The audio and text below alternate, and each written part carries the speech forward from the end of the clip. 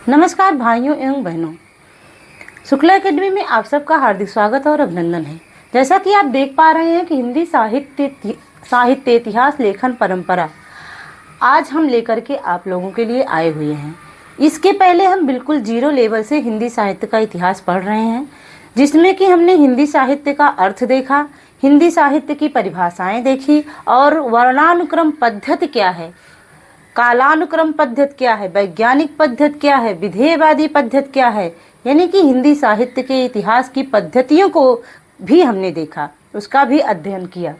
अब आज हम हिंदी साहित्य के इतिहास लेखन परंपरा में सबसे पहले इतिहासकार गारसा दत्तासी को देखेंगे और उनके इतिहास ग्रंथ को देखेंगे।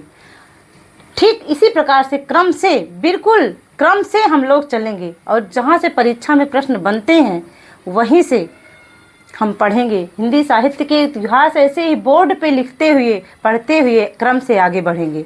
आइए पहले हम गारसा दत्तासी के बारे में थोड़ा सा जान लेते हैं। अब आइए बोर्ड पे हम इनको देखते और समझते हैं, ठीक है। दला लिटरेचर हिंदुस्तानी इनका ग्रंथ है, ठीक है। अब इसमें लिख सकते हैं आप कि ये कितने भागों में है, 2 भागों में। पहले ये 2 भागों में आया। कितने भागों में आया? 2 भागों में आया।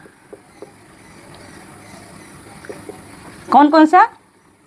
पहला भाग इनका जो है कब हुआ? पहला भाग इनका 1839 में 1839 में प्रकाशित हुआ, प्रथम भाग। और द्वितीय भाग इनका कब प्रकाशित हुआ? द्वितीय भाग हुआ इनका 1847 ईस्वी में। 1847 ईस्वी में, ये भी ईस्वी में ही रहेगा, ठीक है। उसके बाद इनका द्वितीय संस्करण आया। क्या आया? द्वितीय संस्करण। लिखने योग्य बातें क्या है आप देखिए ऐसे। द्वितीय संस्करण जो है, द्वितीय संस्करण इनका 1870 ईस्वी में आया।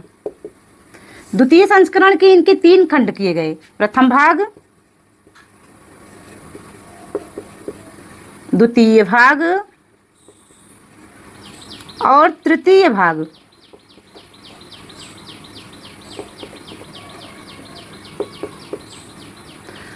तो प्रथम किस सन में आया? 1870 ईस्वी में। प्रथम भाग 1870 ईस्वी में, द्वितीय भाग 1870 में भी ए भी रहा, और तृतीय भाग जो है 1871 ईस्वी में। सारा ईस्वी में ही है ये, नहीं तो ईस्वी और संवत में भी लोग गलत कर देते हैं, ठीक है। तो इसका प्रकाशक संख्या क्या है, संस्था क्या है? प्रकाशक संस्था कौन सी है, मतलब किसने इसे प्रकाशित किया? लिख सकते हैं आप।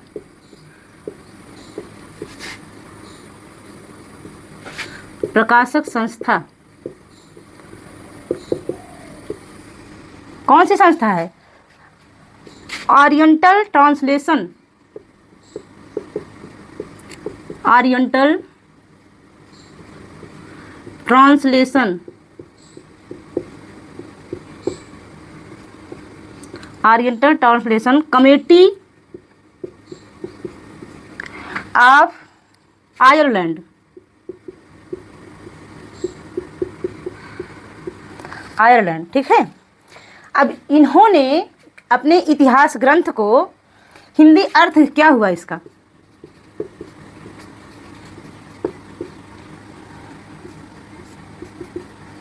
हिंदी अर्थ इसका हुआ, नीचे फिर से लिख लें एक बार, तब हिंदी अर्थ आपको समझ में आएगा, ऐसे नहीं समझ में आएगा। क्योंकि देखिए पहले हम इतिहास ग्रंथ को लिख लेते हैं, उसके बाद इसका अर्थ बताते हैं। इस्तवार दला लिटरेच्यूर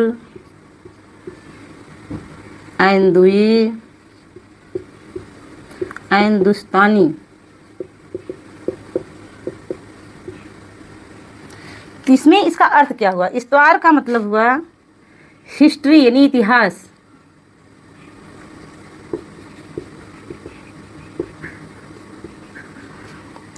लिटरे का मतलब हिंदवी,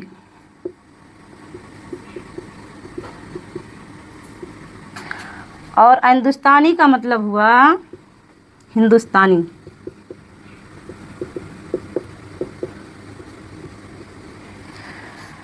ठीक है, हिंदी अर्थ देखिए अब इसका।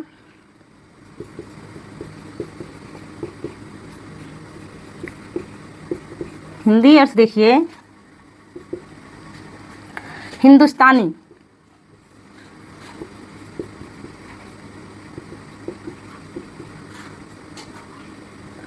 हिंदुस्तानी में इसका हिंदी अर्थ हुआ अरबी फारसी शब्द मिश्रित हिंदी।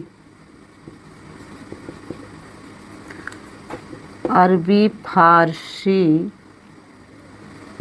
शब्द मिश्रित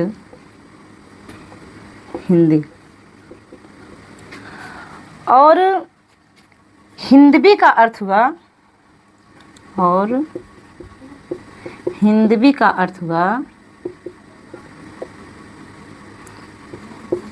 तत्सम शब्द प्रधान हिंदी।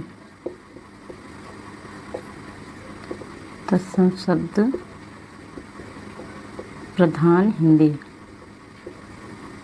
ठीक है, तो हिंदवी साहित्य का इतिहास ये होगा। साहित्य का इतिहास का मतलब हुआ कि तत्सम शब्द प्रधान हिंदी। ठीक है, बाकी प्रकाशक संस्था आप लोगों ने देखा ही। इसमें मतलब पढ़ने वाली क्या चीज़ें हैं वो चीज़ हमने देखा कि सबसे पहला है कि इसमें गारसा दतासी का इतिहास ग्रंथ कौन सा है। तो सबसे पहले गारसा दतासी का इतिहास ग्रंथ है इस्तवार दलाल लिटरेतुर हिंदुस्तानी। ये क्यों महत्वपूर्ण है? चूँकि प्रथम हिंदी साहित्य का इतिहास इन्होंने ही लिखा। चूँकि इसे जो है क्या कहा गया है, ये प्रथम हिंदी साहित्य का इतिहास है।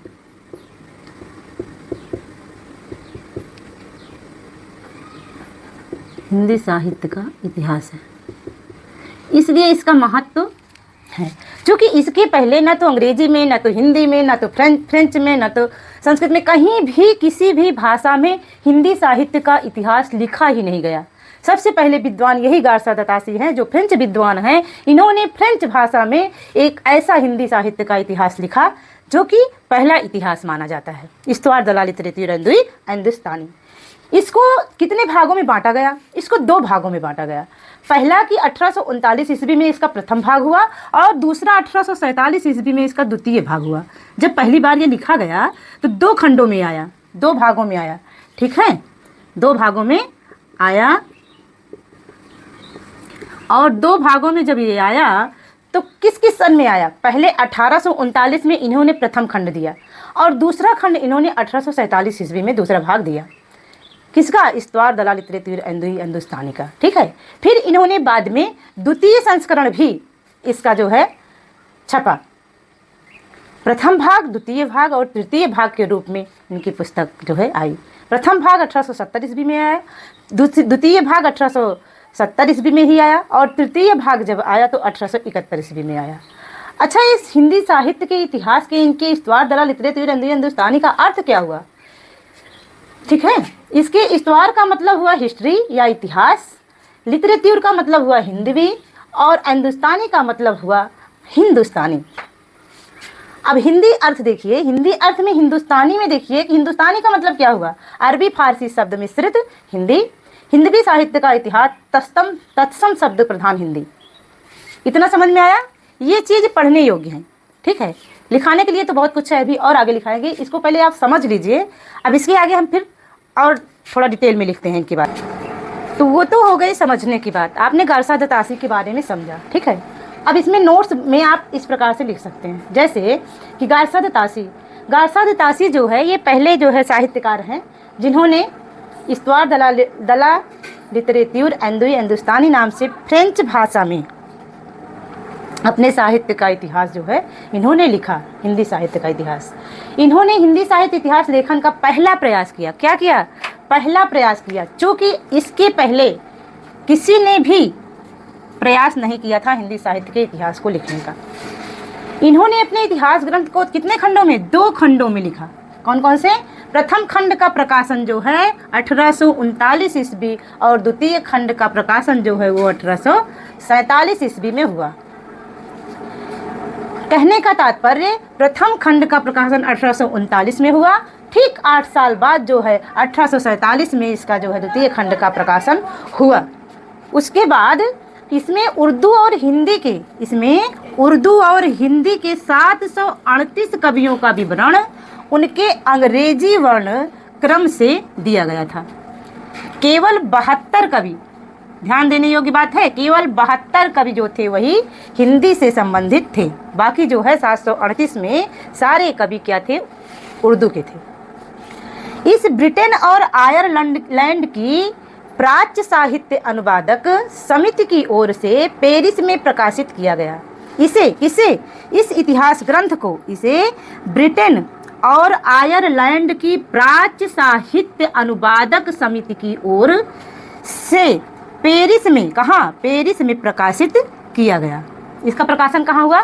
पेरिस में हुआ, जिसमें काल विभाजन और नामकरण का कोई प्रयास नहीं किया गया। ठीक है, इसमें काल प्रयास नहीं किया गया।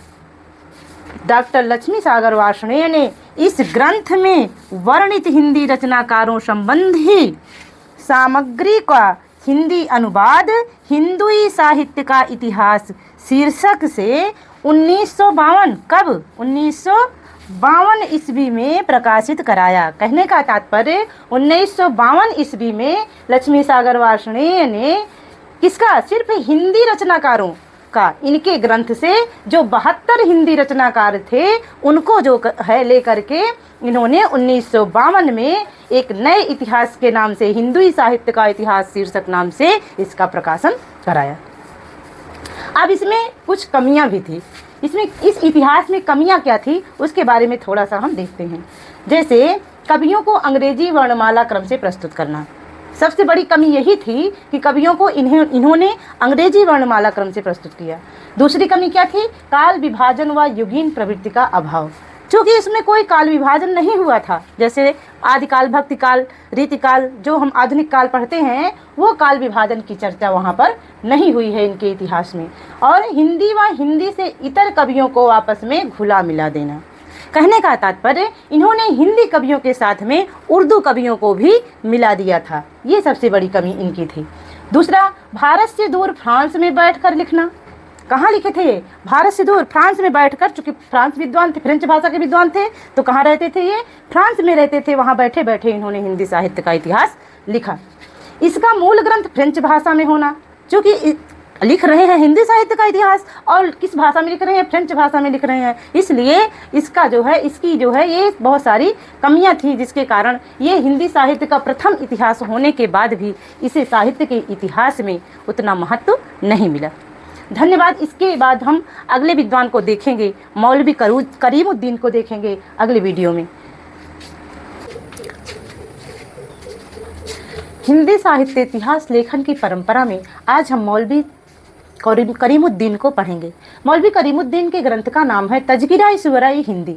ये 1848 ईस्वी में प्रकाशित हुआ और ये उर्दू भाषा में लिखा गया ग्रंथ है। दिल्ली कॉलेज द्वारा प्रकाशित इस ग्रंथ में 1004 कवियों का विवरण तो दिया गया, जिनमें 62 कवि हिंदी से संबंधित हैं। कहने का तात्पर्य इस ग्रंथ में तो 1004 कवि हैं, लेकिन हिंदी के कितने हैं? मात्र 62 अर्थात 62 कवि हैं। इस ग्रंथ का महत्व इस बात में है कि इसमें सर्वप्रथम कालक्रम का ध्यान रखा गया। कालक्रम का ध्यान तो रखा गया, किंतु नामकरण नहीं किया गया। इसे तबका सुवरा भी कहते हैं। क्या कहते हैं? तबका सुवरा भी कहते हैं, अर्थात इसका एक नाम तबका सुवरा भी है। इसमें फिर अगले साहित्य इतिहासकार महेश दत्त शुक्ल हैं, जो कि हिंदी में इन्होंने पहली बार भाषा काव्य संग्रह नाम से हिंदी में 1873 ईस्वी में प्रकाशित इनका ग्रंथ आया और इन्होंने लिखा। यह हिंदी भाषा में लिखा गया प्रथम हिंदी साहित्य इतिहास संबंधी ग्रंथ है। कहने का तात्पर्य हिंदी में पहली बार किसी ने हिंदी साहित्य का इतिहास लिखा तो वो है महेश दत्त शुक्ल जी। इनके इतिहास का क्या नाम है? भाषा काव्य संग्रह है। यह नवल किशोर प्रेस लखनऊ से प्रकाशित हुआ था। इसमें इन्होंने हिंदी के कवियों का वर्णन उनकी रचनाओं के साथ किया। अर्थात इनकी विशेषता क्या है कि इसमें इन्होंने हिंदी में और हिंदी के कवियों का वर्णन उनकी रचनाओं के साथ किया है। ठीक है, आज के लिए इतना ही। मिलते हैं अगले वीडियो में। धन्यवाद।